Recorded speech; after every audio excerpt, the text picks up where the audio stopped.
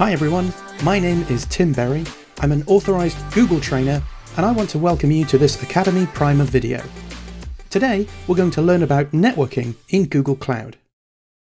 So to start with, let's look at Google's global infrastructure. Google Cloud runs on the same infrastructure that Google uses to run its own business. The same data centers and network that serve over 1 billion users of Gmail, Maps, YouTube and so on. This infrastructure includes dozens of data center locations all over the world, which are all connected by a private fiber optic network. This is the largest network of its kind in the world, and it serves up to 40% of the internet's daily traffic by some estimates. This network interconnects with the public internet at over 100 points of presence globally, and this means that you can run your applications closer to your users and in multiple locations with ease. Now, to understand this global infrastructure a bit better, let's take a closer look at just one of these locations as an example, Oregon in the USA. Now, a primary area like this is called a region in Google Cloud.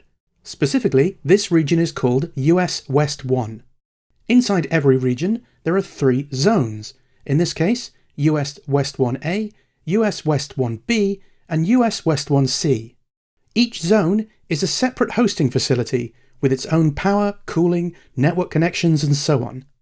As you learn more about Google Cloud, you'll find that some resources will be zonal, like a compute engine instance, which means you choose a single zone for them to run in, but some resources are also regional, like a regional storage bucket, which means they are automatically distributed across multiple zones. Some resources are even global by default, like load balancing. More on that in a moment. Designing your services to run across multiple locations can make them more resilient in the unlikely and unfortunate event of a single zone outage. Now, everything we build in Google Cloud belongs to a project, and all resources have to exist inside a project. So, for everything that requires networking, you will use virtual private cloud networks. Everyone just calls them VPC networks, or VPCs for short. A VPC network provides a trust boundary for resources inside your project, and it contains subnetworks, IP address ranges, routes, and firewall rules. You can have multiple VPCs within your project, and the default quota for the number of VPCs you can have is 5, although you can request more. Now, there are actually 3 types of VPC network. An auto mode network contains 1 subnet per region, created automatically. So for example, it will contain a subnetwork for the US West 1 region in Oregon that we just looked at. If new regions are added to Google Cloud, an auto mode VPC will automatically provision new subnetworks for them. By comparison, a custom mode network gives you complete control over subnetworking and IP range allocation. You can create whatever subnets you want, in whichever regions you want, and choose the IP ranges to go with them. Finally, every Google Cloud project actually comes with a default network. And the default network is just an auto mode network and behaves in exactly the same way. So this is just a quick way to get you up and running with your cloud resources, and you can choose to delete the default network if you want to. Let's take a look at some VPC networks in the Cloud Console. So here I am in the Google Cloud Console. In the VPC Network section, I can see that my project currently contains a single VPC network, which is the default network that all projects come with. This network has 29 different subnets, one for each operating region of Google Cloud at the time of this recording. Each of these regional subnets is a /20 range, which means they have enough IP addresses for just over 4,000 hosts. And don't forget, each of these subnets spans multiple zones, so I can deploy my resources in the same subnet but still have that built-in resilience. Let's create a new network. I'll call this network New Network 1, and I'll make this another auto mode network by setting the subnet creation mode to automatic. So here you can see the subnet allocations my new network will have. An auto mode network will also suggest some default firewall rules, which I can choose to accept or not. Let's add them this time, and then I'll click Create.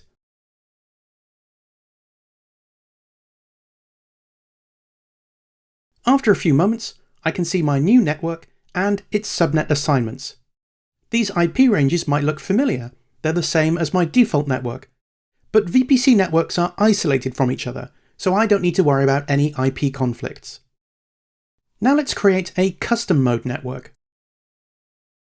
I'll call this one New Network 2, and I'll choose the Custom Subnet Creation mode. So now I've got complete control over the creation of subnets and the IP ranges allocated to them. I'll create 2 subnets now as an example in my new custom network. The first one I'll call Management Subnet. I'll need to choose a region for my subnet to span. And finally, its IP range. I'm going to use 192.168.10.0/24, but you can use any range within the RFC 1918 private address space. I've got some other options here.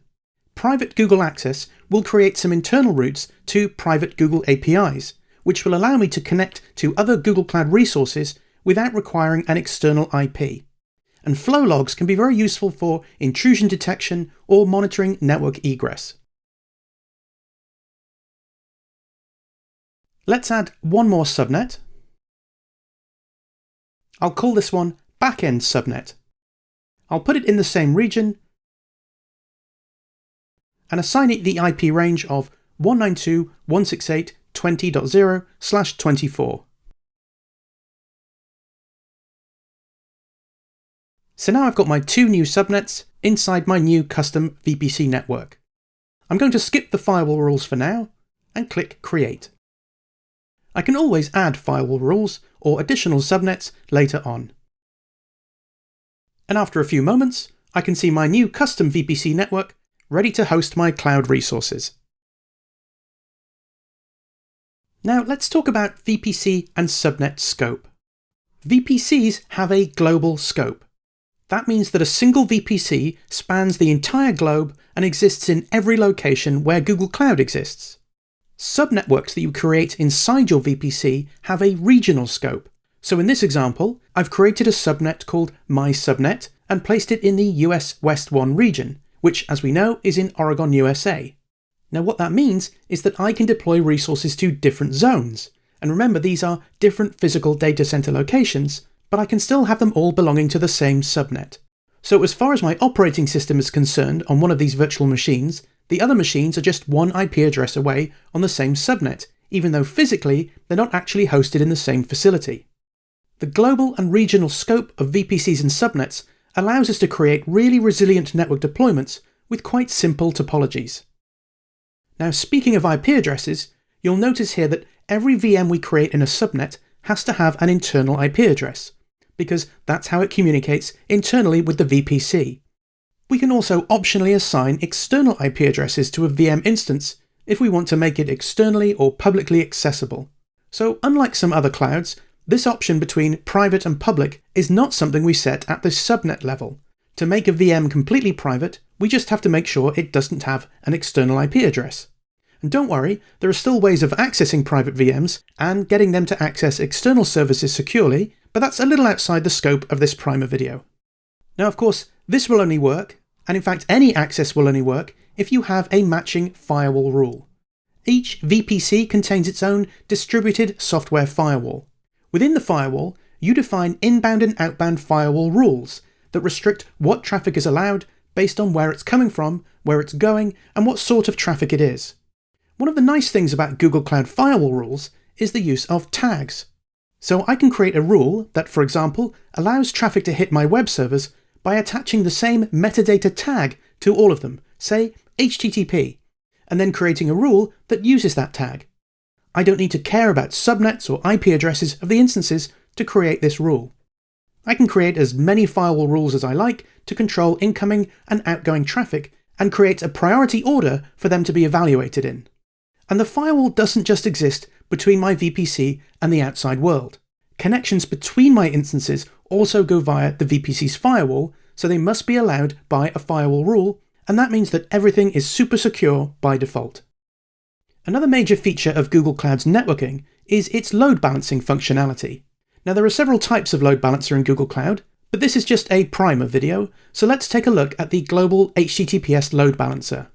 This global load balancer can provide a single global Anycast IP address as the front end of your services, and then load balance requests to the region closest to your users for the lowest possible latency and best user experience. Inside the regions you have deployed to, the load balancer can provide metrics to autoscale instances so that more compute resources can be automatically provisioned when demand goes up, and then spun down again when demand tails off. In addition, the load balancer can direct traffic to different groups of servers based on the URL being requested, so you can serve requests for static or dynamic pages differently, or have different applications serve different parts of your website.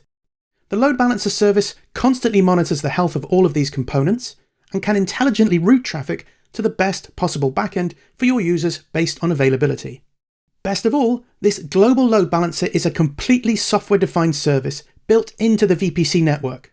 There are no load balancer instances to provision, so your application resilience is no longer tied to an actual device you need to maintain or to a single region. Finally, I just want to show you how easy it is to automate Google Cloud networking with Terraform. I always recommend automating your cloud deployments with infrastructure as code. So here I've got a simple Terraform configuration that I'm going to use to create a new custom mode network, 2 subnets, and a firewall rule. Here's the definition for the VPC network itself. You can see I've set auto create subnetworks to false to make this a custom network. Here's the definition for the first subnet. It contains the IP range and a region, and a link to the VPC network resource I've just defined. Links like this help Terraform to understand the dependencies of the resources it creates for you. Here's the next subnet, again with a region and IP range. And finally, here's a firewall rule for our network, which will allow all incoming SSH connections on port 22. So I'll first run Terraform init,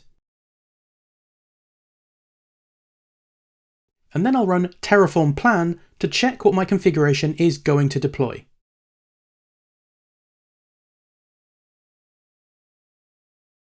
Here I can see my new VPC network, my new firewall rule, and my 2 new subnets.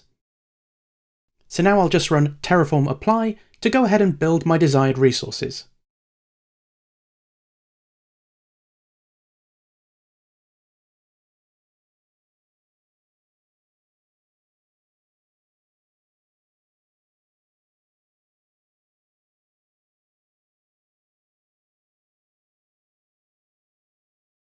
Now my Terraform run has finished.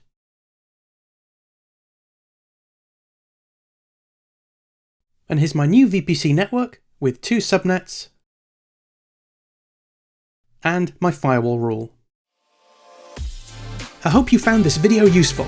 Keep an eye out for more Academy Primers in the future, and don't forget to subscribe for more free cloud training. I'll see you next time.